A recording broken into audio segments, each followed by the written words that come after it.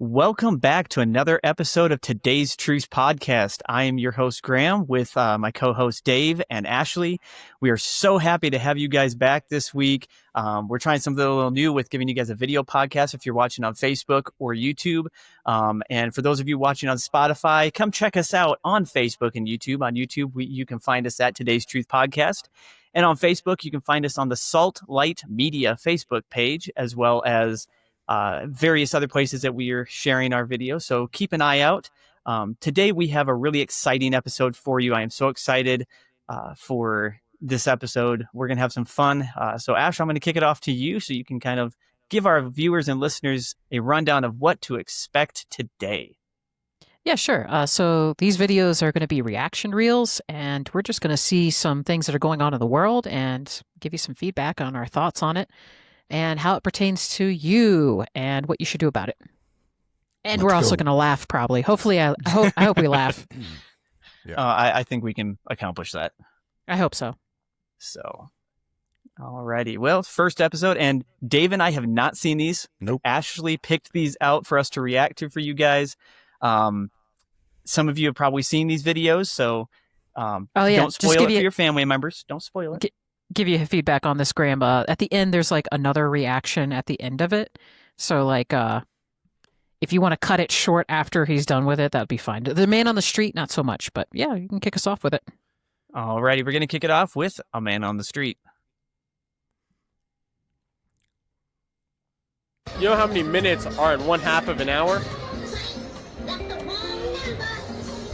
Fuck, I hate this shit.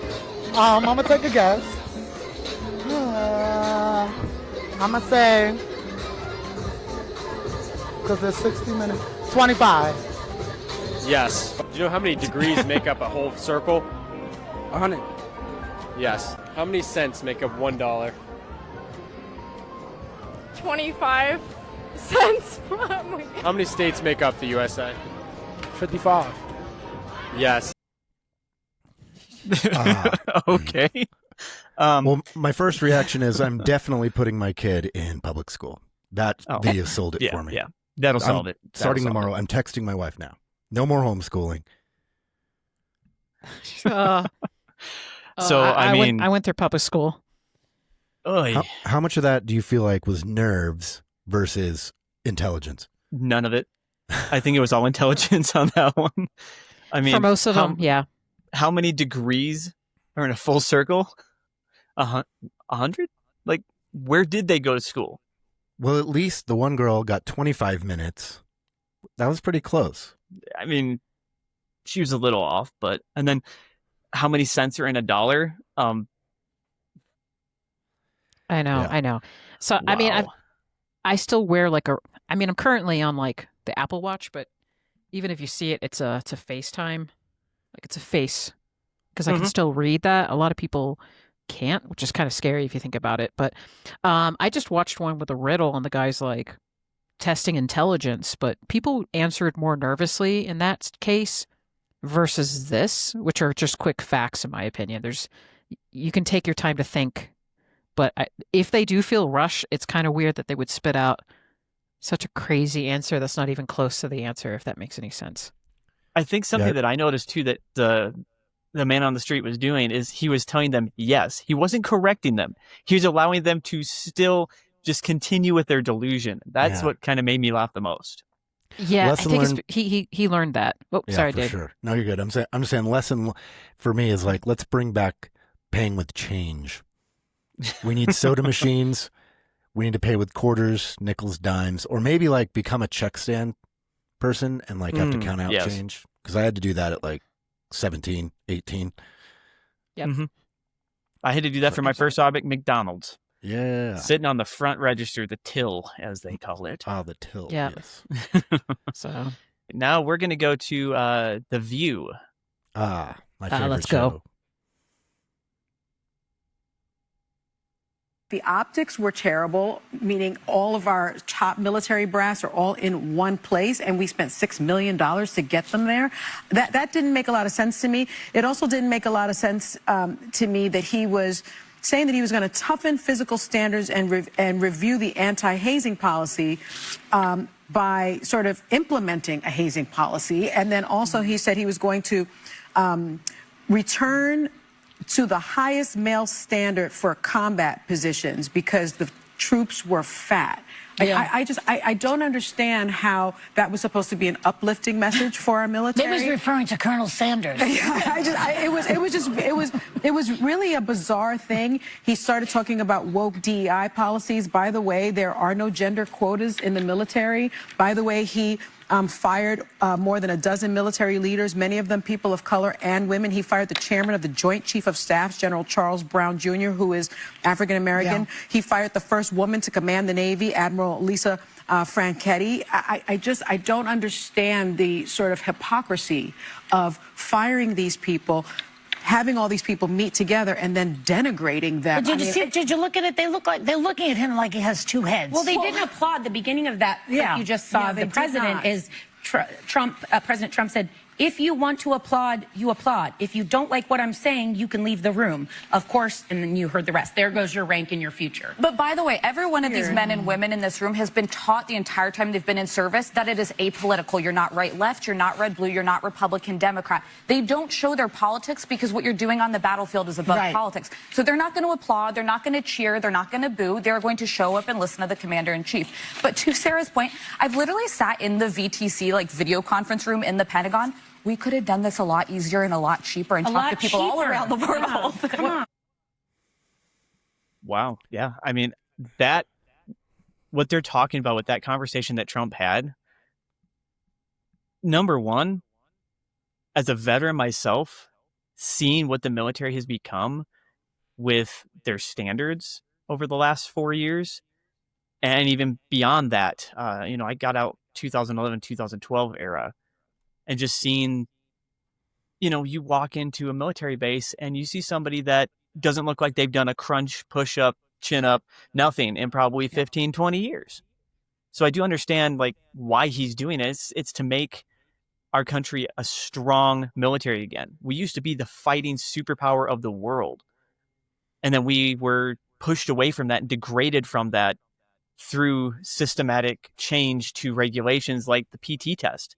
It was completely changed from a physical fitness test to, okay, well, as long as you can do this, you can be here. You can go on the battlefield if you can do this. It used to be, if you couldn't do this, find a different career. Amen. Yeah, I watched that entire televised version of the ceremony, and I thought it was great because he comes in, he brings all his top brass in, is what they call him, and he's saying, here's the direction our culture is going. And I think that's a smart move versus video chats where people could fall asleep or whatever they do. They're forced to sit there and listen. So they understand this is where we're going, like it or not. If you don't like it, get out. And then with the physical fitness standards, if telling people they need to be fit and be the top of the line, like superhuman level, athlete level, if that's hazing, I mean, you probably got a lot of NFL people, hockey people ticked off about that because that's what they do to themselves. Is they make themselves to be the best of the best of the best to try to win the championship or whatever. So that's such an out of touch point these people are making, which is pretty common for that show, trying to get political clicks and things. But I would want my military to be the best of the best and to be fit and to be able to go in and intimidate the enemy just with looks. Because if they see our men marching up and down during a rally or something, and they're like, we have to go up against those guys, let's make peace with them. I would think that's a deterrent in itself. Exactly. And it brings back a call back to one of our episodes when we talked about bring back bowling as a joke. To a degree, I mean, even if you watch a lot of underdog movies or read underdog stories, some of it starts from getting picked on. And then you realize you need to become better so that you can stand up to the bully. So in my opinion, hazing, you've seen it in the military to an extreme, but some hazing, depending on what it is, could actually make that individual better, especially, remember, you're only as strong as your weakest link, especially when it comes to military. So I don't want to be in a platoon with somebody that's 600 pounds and they're 5 foot. I'm going to have to worry about this person if I've never served, but if I did, I don't want to have, because my brain will be looking out for that person at the same time. But it's going to make the rest of us all weaker because we're trying to make sure that that person's not going to trip over a rock or something. And the journey to get there is going to build a lot of camaraderie, because if they're not as fit as they're supposed to be and they're going to have to work out hard, they're going to have to work together and encourage each other and say, dude, you got this. Just give me 2 more crunches, 2 more. And, you know, when people work out together and push each other, it builds a bond. And that's going to help these soldiers to be more tight-knit, more close to each other, and they will be able to care more about each other if they did ever have to go to a battlefield situation. Exactly. And, you know, from a military perspective, when you're going into combat, you are there not just to eliminate the threat and to fight the enemy. You are also there to protect your brother, protect your sister. But if that person is somebody that it takes 6 guys to carry on a litter to get them off the battlefield when they get injured, that is putting more people at risk. If that person is at risk of a heart attack when they're trying to walk or run through the mountains of Afghanistan, Iraq, anything like that, it creates another physical problem to overcome, takes people away from the actual battle, putting more American lives at risk, more soldiers at risk of being shot, killed, blown up, all of that. Yep. When I was in, the only larger soldiers that you saw, and no offense to the guys out there, I know I'm probably going to get some backlash for this, but was our DFAC workers, which is our chow hall, and our supply guys. They were usually a little bit on the larger side. No offense to you guys. You guys were great. You guys kept us rolling. But it's something that you create too many risks in doing that. Yeah. I mean, I talked to... Oh, sorry. You can go, Dave. Oh, I was just going to say, like, having a demand for even the leadership to be fit, I like, because you set the standard from the top. And even with, you see Pete Hegseth, he's still fit. He's out there doing the work with the men, and that's inspiring. And I like seeing it, and you got to lead by example. So one of the best examples I've seen in military power would be Alan West, who I think is retired now, but that guy is jacked. And he not is that you massive need to be, still. I know, not that you need to be jacked. Like, every single soldier shouldn't be jacked to an extreme, because it does take more resources. It takes more energy for you to run with gear. I get that, but I recommend our listeners to try something called 75 Hard. I used to be excessively overweight, so I'm not going to bash on that. I understand there's a journey to it, but I really don't think it has any place in the military. Not for that scenario. It's just, it doesn't work. Well, both of you kind of mentioned and touched on it about being in fear just of the look of our soldiers. Take a look at the Navy SEALs. The Navy SEALs, just the look of them strikes fear into the enemy. It's part of what they do.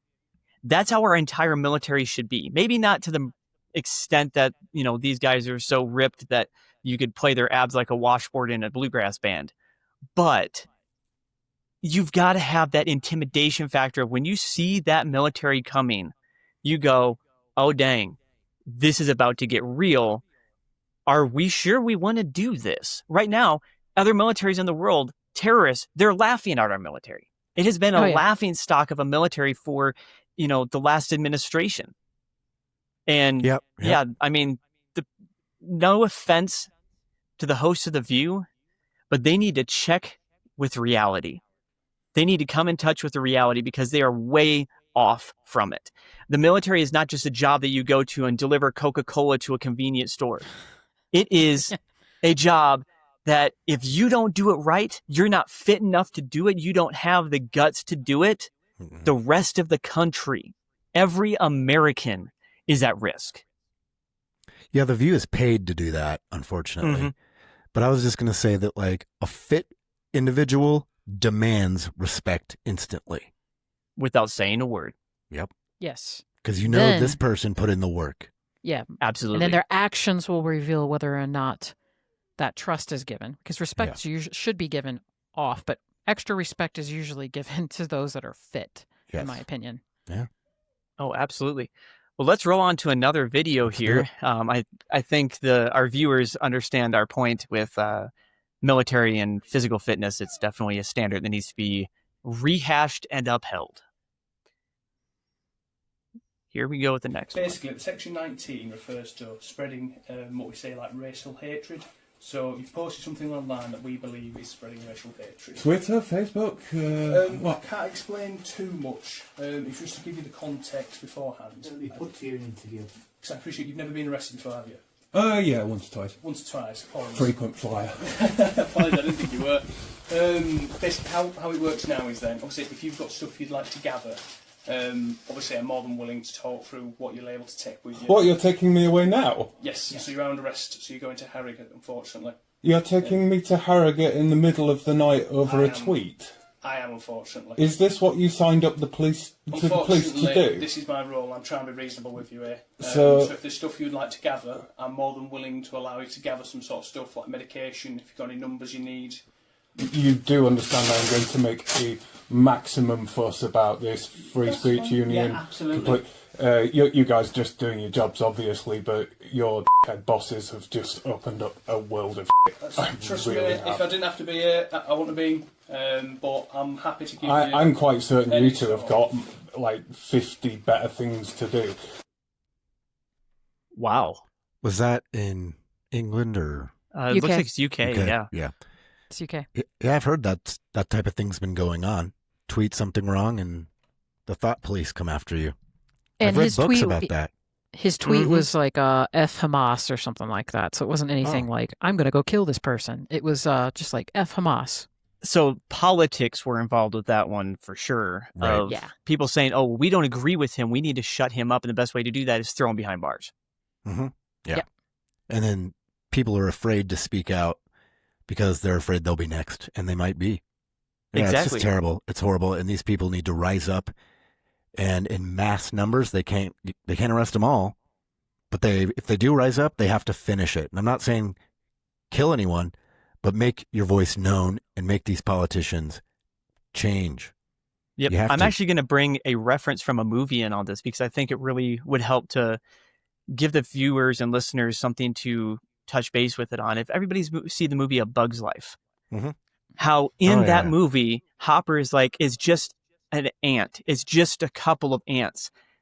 But then it's stated, but if all of them rise up, if all of us rise up, is not just onesie twosies, they would have to arrest the majority of the population.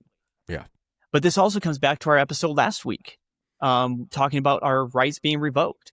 This was a direct violation of the rights that they have under their free speech in the UK. And similar things are happening here in the United States as well. It's absolutely ridiculous. Yeah, so I guess their fate is in their hands at this point. But it's a good thing to look at as an American to see how we're mirrored, considering that is the Western civilization. We need to be able to consider that and look at what's happening. Just because they gave up their First Amendment, they gave up their Second Amendment. Like, what's next? Like, what's next? Yeah, we see the game plan now. Yeah. So we can sit on the sidelines or not. Yeah, again, I know it's not amendments for the UK, but that's what we have, and that's essentially what they had. It was under something else. Yeah, I was trying to look into it, and I honestly forgot about looking into it the rest of the way. But yeah, it is identical to how our First Amendment is in the way that it's supposed to be applied, but it's obviously not being done that way. So, for the viewers and listeners, don't let them take away your rights. Like we talked about last week. You know your rights, exercise those rights. And if they try to take them away, fight it. Yeah. Every bit of the way. Over in the UK, have they lost rights or are they just being hugely infringed? Hugely infringed from what I've seen so far. Okay. I haven't heard reports of any legislation going through their parliament to strip that right away from them. Okay. But it's definitely being taken over in a very aggressive way. And I do know that they gave up essentially their right to be armed. Yes, that is one they did give up. And that was a very long battle in the UK and actually in a lot of Europe. It's not just the UK that is disarmed. It's other countries as well. Well, police should be ashamed for going along with this stuff too. Because they should rise up and say, nope, this is not what the law says. We refuse to infringe on these people's rights. And that's true for America. Cops should not be doing that. In the United States, cops swear an oath to the Constitution, to uphold the Constitution, not uphold the pity party police, not uphold the political police. They are upholding the Constitution, which is held at a higher standard than the government. The government can say whatever they want. If it goes against the Constitution, that law enforcement officer is not obligated and should not enforce it. Yeah, for real. Yep. Good. Yep. We got another man on the street episode or Let's go. clip here that we're going to go for. How many days are in 1 year? Days. Is it 1,000? In 1 year? Yeah, pretty sure it is. Yes. You know how many world wars there were? 4? I don't know. 4 or 5. Cool. Yes. How many letters are in the alphabet? 24? Do you know how many seasons there are? 12. I don't know. 12? Yes. I love it. 12 seasons. That's my favorite video Although, so far. if anybody lives in Colorado that's listening to this, 12 seasons might actually be accurate. Well, you could be true if like you had like pre-fall, fall, and post-fall. What about first For and every second season. winter? Yeah, you could have it. You could break it down that way. What about first and second breakfast? No, we're not going to go Lord of the Rings here. Okay. I wonder if those people can read. Well, at this point, it is I'd be very surprised if they could, because all of that stuff is like right there. Yeah. It's I feel like I simple. heard some stats recently where like it's some crazy number, like 70% of high school graduates can't read at like a very low reading level. It's above that percentage is like above a 4th grade level. Yeah, it's insane. So And that's ridiculous. My son is in 5th grade and is reading at a 7th to 8th grade level. And I'm like, he's awesome. reading better than 90% of high school students. Yeah, that's my big goal with our homeschooling, is to get my daughter to be able to read. That's the main priority, because if you can read, you can find out anything you need to know. You can teach yourself anything. Oh, exactly. So That's really sad, because I come from, like you guys know, like testimony of being illiterate until I was 19, and then God helping me to be able to just read and write, so he doesn't do halfway jobs. And that was such a big struggle for me. I always was like jealous of other kids who could read, even though they were in special ed. And I think a lot of that, it's not good. That's where the ignorance comes from. And also having like that guy who knows that thinks there's 1,000 days in a year. To that, like if you don't work a job, if you don't have any goals, like why do you need to know how many days are in a year? That's information your brain doesn't need. So he's just collecting, not to judge, but he might be just collecting an EBT credit, and maybe he just goes from job to job. Maybe he does work hard for all I know, but maybe in his mind, like he has no goals set. If you have goals set and things that you're going to do within the next year to 5 years, like you set goals for yourself, you'll know how many days are in a year. But that tells me like he might just like play games, has a Twitch account. Maybe he's really successful in his gameplay with Twitch or something like that. But Maybe. That just gets really sad, because that means you lack an understanding of something that actually is important. Knowing how many days are in a year comes down to being important, especially for your health or your mental state or goals. yeah, and if you have goals, you probably wish there's 1,000 days in a year, because time flies. Oh, yeah. Honestly, I also think it comes, when you look at it, people that come from money, usually things are bought for them. They get into these prestigious schools, not off of academics, but off of how much money did their family donate to a specific cause for that organization. Oh, yeah. And yeah, I mean, you're seeing that all over the place with the abilities and the knowledge base. And Charlie Kirk showed that so well when he went out to college campuses. Just watch some of his clips and some of his videos. He really was able to say, hey, no, your education is failing you. And right now, the education system, per this clip even itself, is failing the American youth. And that's just coming at what, like elementary, middle school to high school level. It's not even college degree questions. Yeah. Oh, exactly. That's elementary, dear Watson. Yes, exactly. The game's afoot. Yep. And we got one more video here that Ash put together for us that we're gonna use as our kind of our closer for the episode. Talk about it and go from there. Let's go.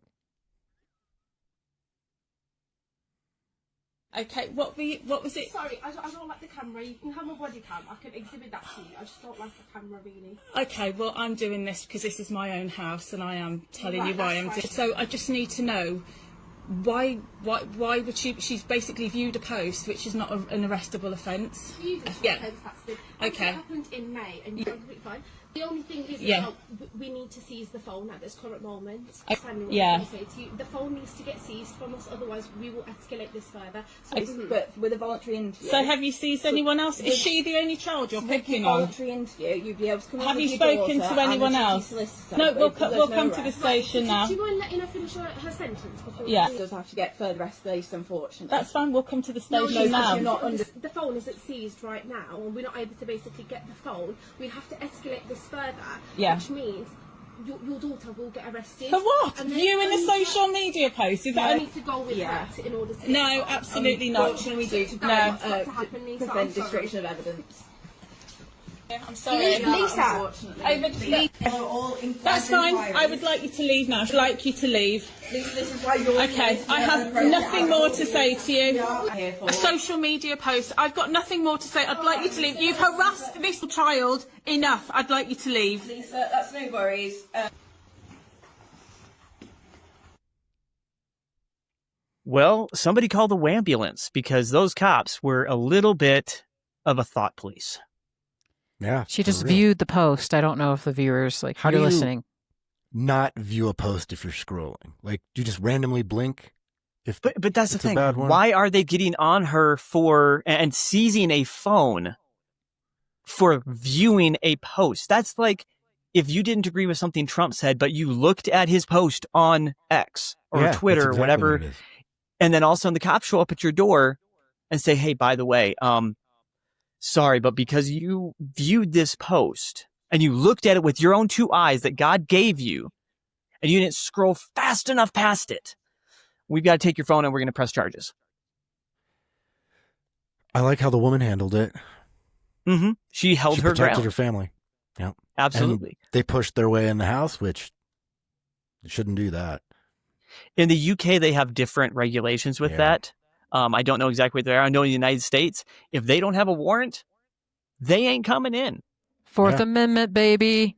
Mm-hmm. Right. Fourth Amendment. My angle is just, I don't open the door for anybody unless I'm expecting you. Yep.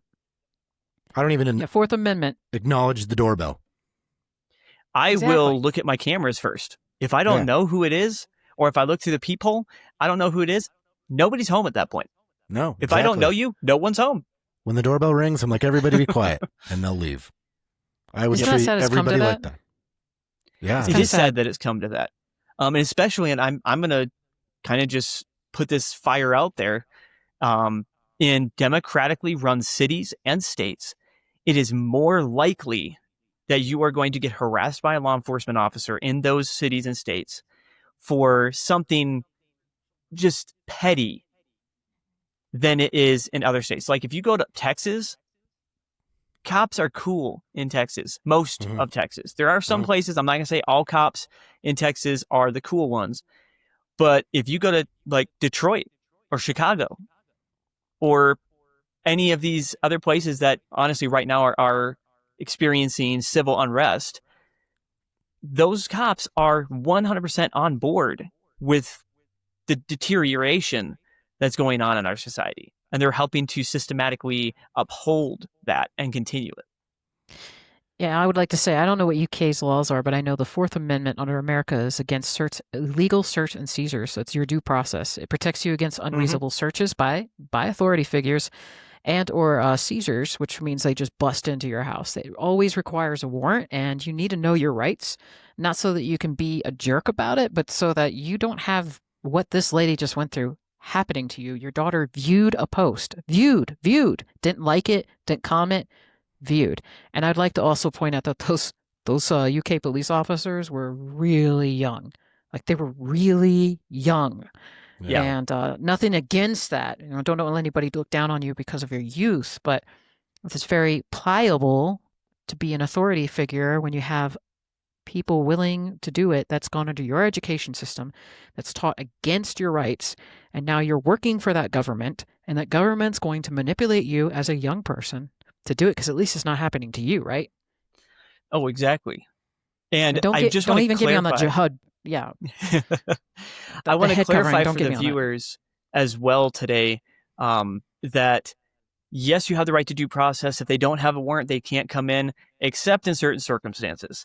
If you just murdered someone inside that house and they have probable cause, they see something, they hear something, they smell something, they do have that caveat of probable cause. Yes, exactly. But as long as you aren't doing anything stupid and you are being a law-abiding citizen, by all means, if they don't have a warrant, they don't enter your door. Hold your ground. If they put their foot in your door, do not shut it on their foot. They will consider that assault on a law enforcement officer, and you will be arrested. And then that gives them the probable cause to go inside your house and to search and seize anything, because at that point, they have created a situation. Always ask for a supervisor. If the supervisor is out there and they're being that, ask for their supervisor. Even if you have to get the chief of police out there, continue going up the chain. And again, lawyer up.